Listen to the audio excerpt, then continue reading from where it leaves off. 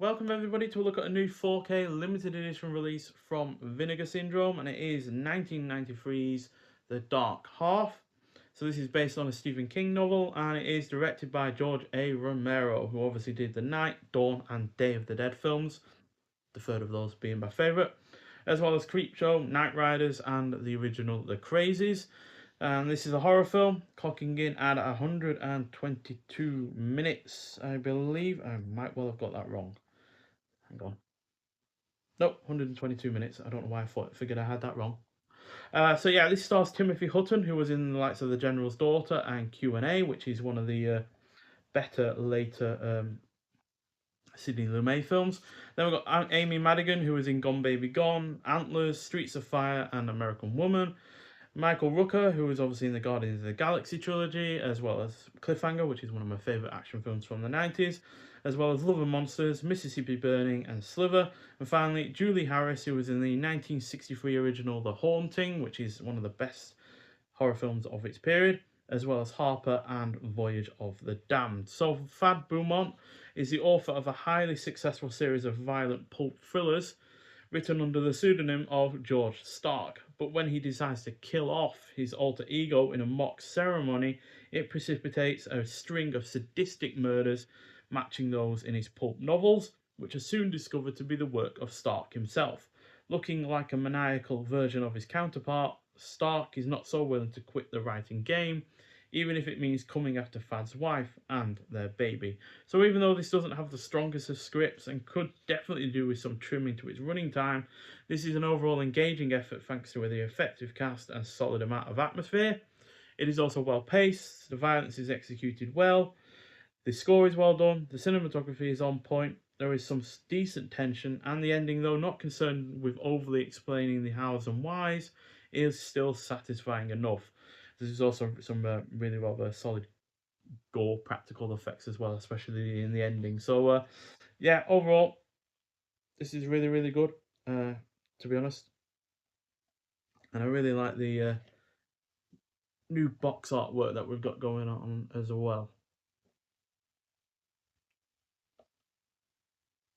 So, yeah, sparrows play a large part in this film. Side. So, yeah, we also have a booklet with this release as well. Bit of a Lord Green on the back there. And yeah, inside we have images from the film as well as But Is It a Bestseller by Daniel Kraus. It's all printed on really rather nice paper, this. So we do have different shots from the film. So Timothy Hutton actually plays both roles in this. Although he does look remarkably different as Stark to his original character Fad Beaumont. And then we've got George Romero's Dark Half, an examination of duality in an artist and his work by Lawrence de Vicentes.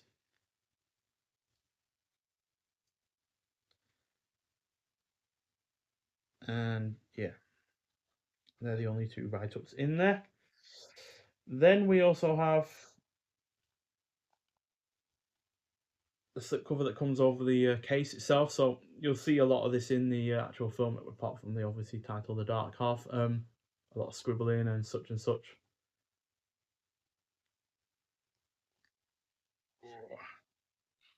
And then we have the disc case itself as well, with the new artwork. Then we have the original artwork on the reverse of the sleeve.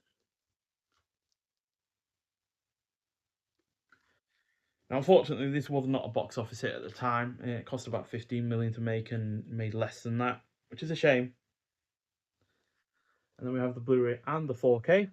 The 4K itself looks really, really good, especially when it comes to the sound quality. It really helped enliven the score a lot for me personally.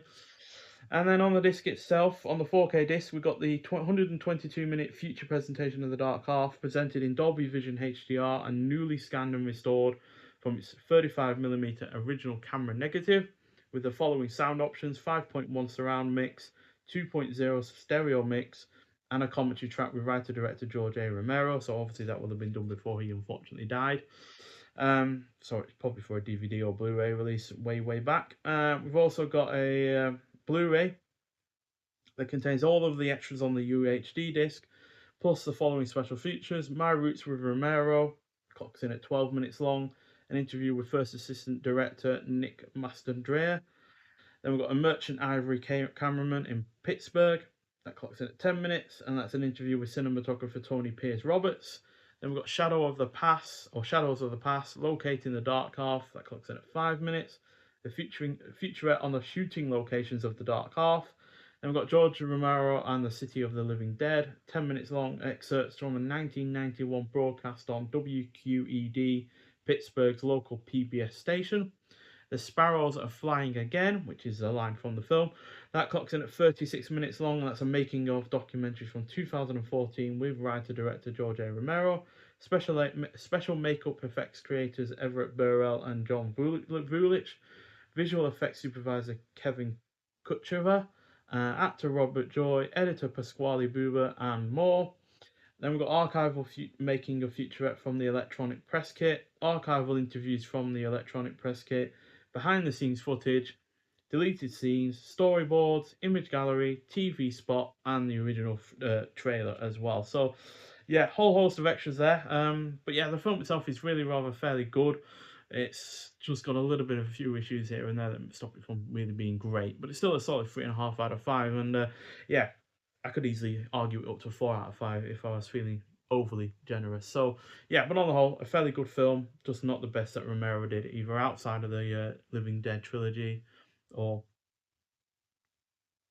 you know, inside of it, regardless. Because yeah, I would say Creepshow is a damn sight better of a film than this, and I'd say The Crazies pretty much matches it in terms of just the horror element. So yeah, but on the whole, a fairly good film, and one I do highly recommend seeing, especially on this 4K release, which looks and sounds great.